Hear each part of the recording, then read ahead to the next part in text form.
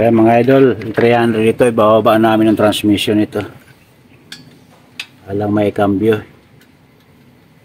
Matigas na yung pedal pero hindi yung pumapasok yung kambyada nito. Kaya ibababa natin transmission. Idol, tatapakan ko yung clutch. Wala nang clutch? Natanggal mo na? Sige. Ayan. Ano, tumutulak? Ayan. Matigas na, mataas na mga idol lang pedal clutch. Ayan. Ayaw pa rin pumasok ang kambyada nito. Ayan. Wala naman siyang tagas dyan. Wala. Bago na yung master nito mga idol.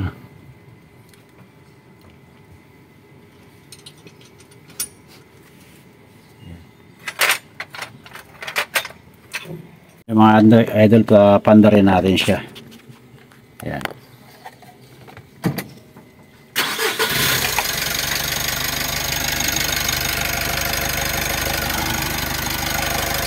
Check engine pa siya. Ayan. Mataas na ito idol na pedal, pero ayaw pa rin siya na i-cambio. Ayan. Ayaw. Kaya idol. Ayaw i-cambio. Ayaw siya i-cambio. Ayan. Ayaw talaga. Sabi ng driver nito idol, magatok daw to.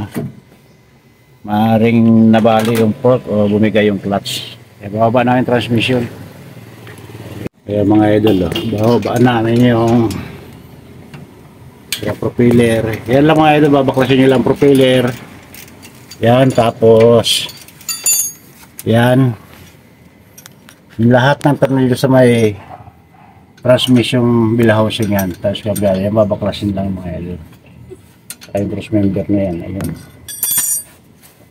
At di kayo mamaya po baklas na mga idol. Okay. Mababa ang clutch nito. Mababa. Hindi tulak ng gusto. Yun nga, dahil bali yung bago na yung ano yan eh. Bago na to. Oo. Mataas yan, pedal, matigas. Yes. Tininan ko na yan doon. Kaya mga idol, lahat yan, lahat ng bracket, yan lang mga idol, babaklasin yan. Lahat ng bracket ng nakabis transmission. Tagal baterya ko. Walang tulad na. Ayan. Dalawa sila magbabaklas lang yan mga idol. Ayan. Update ko kayo mamaya kung matanggal ko anong nangyari sa loob ng transmission sa clutch. Okay. Kaya mga idol, yung clutch lining ng L300 ito nangyari dyan. Kaya pala di siya may cambio kahit anong mataas na yung kanyang pedal. Baka mangyari sa inyo to, nabaha to eh. Ayan. Inabot ng baha?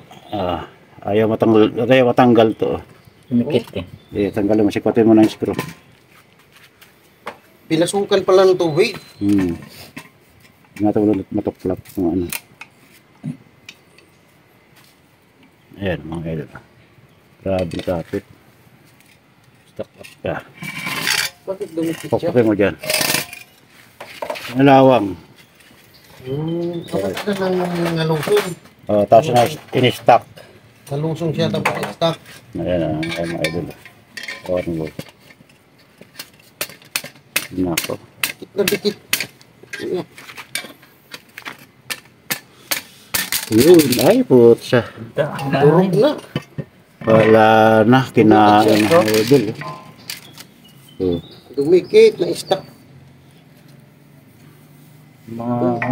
Dumikit, pwede to, linis lang ito mga idol. Kaso manipis na rin. Ba't dumikit siya, no? Pinalawan. Ayos pa sana mga idol to. Ayun, dumikit. Putik. Itong side na to. Buti dumikit, ano pa siya, naikambyo pa yan. Dahil nung pinarada nyo, na-stack to, basa to. Nung pinarada siguro dyan.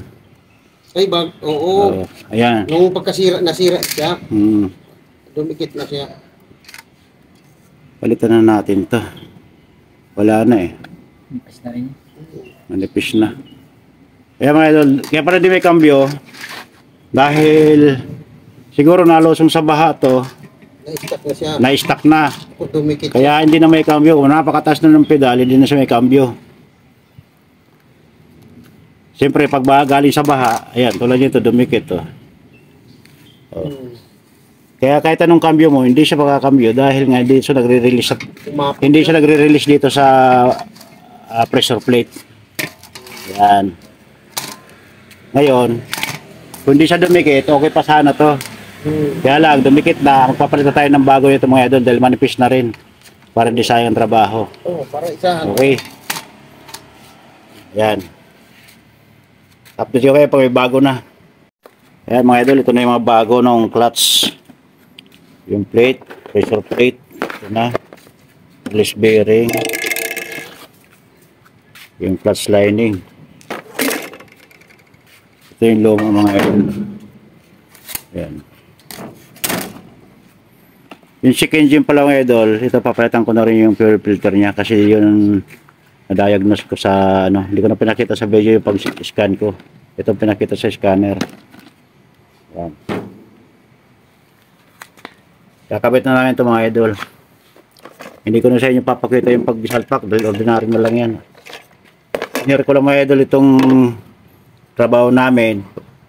Bakit gano'n nangyari? Bakit umistock yung kanyang clutch disc, clutch lining dyan sa pressure plate. Ito nabaha to tapos na-stuck. Kaya dumikit yung kanyang clutch lining. Okay idol, hindi na namin papakita yung pagsalpak ng transmission. Share lang to mga idol. Okay.